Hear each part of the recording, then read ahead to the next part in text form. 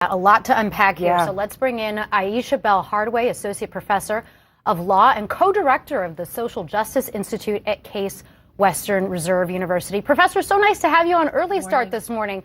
So we heard Rittenhouse testify that he was afraid for his life in the moments before he fires his gun, killing 2 people. How effective do you think his self-defense argument has been so far? How do you think the jury is receiving this? So that's ultimately, good morning, first of all, let me say good morning and thank you for having me. That question is ultimately the one that only those 12 jurors will be able to weigh in on, right? But as we are watching this trial at home in our respective places, you know, it's clear that that some believe that his testimony yesterday really hurt his credibility because of the way some view him as milking to try to get those tears going and to try to get those sobs going. It really may have hurt his credibility. But in terms of the legal sort of requirement that he has to prove, or, you know, that the prosecution actually has to prove 3 times over that he did not act reasonably and necessary in the face of an imminent threat to protect himself, you know, that burden in Wisconsin, as in many other states in this country now, sits solely with the prosecution. He didn't have to take the stand in order for them to still have that very heavy burden to meet, and they were going to have to prove that beyond a reasonable doubt. So his lawyers decided that it was worth the risk to put him on the stand in the hopes that that emotional testimony would sway the jurors. And it also provided an opportunity for him to make the case for why he had the gun and what his intent was at the time of having that gun. So the prosecution got Rittenhouse to admit that he knew it was illegal to have owned that gun in the first place. He shouldn't have had the gun in the first place. But he's sticking to the argument that he only fired it in self-defense. Can he have it both ways here? He knows he legally couldn't have the gun, but then he says he was legally defending himself with it. Interestingly enough, he actually has to have it both ways in order to win under the Wisconsin statute.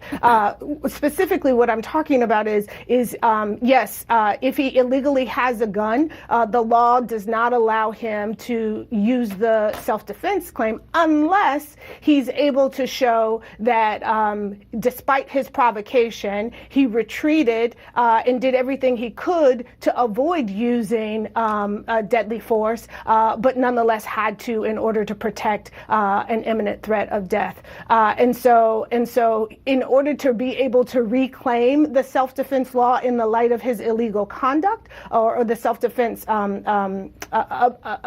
you know, mode of proof for acquittal, in order to do that, he has to be able to show that he testify about the fact that he did everything he could to retreat and avoid the threat of harm, but nonetheless had to use self-defense. Professor, we also saw some testy exchanges between the prosecutor and the judge yesterday. Judge Schroeder stopped the trial twice so that he could scold the prosecution, especially during his cross-examination of Rittenhouse. He's very concerned about sort of the constitutional implications of commenting on some defendant's silence. How big of an effect do you think that this judge's rulings have had on the trial? He's made some controversial ones, you know, in the past already. Yeah. Wow. So I know, even watching it at the beginning, at the top of the hour here, right, I know that causes many people at home to be shocked and quite frankly shudder at the harsh words coming from the bench.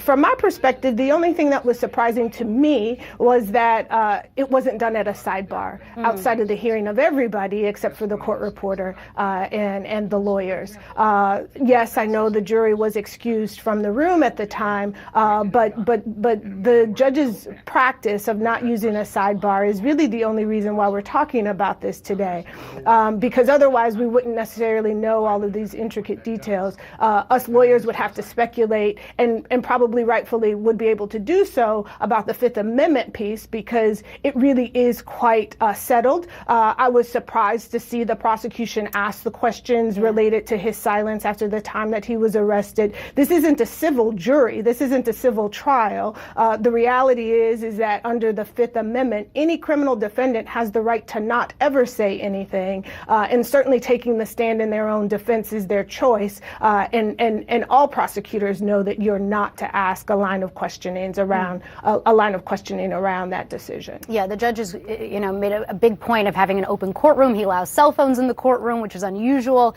He obviously knows cameras are there. Yeah. He's paying attention to our coverage in particular. So very interesting. We'll see how this all plays out. Professor, so nice to have you this morning. Thank you again. Thank you for having me.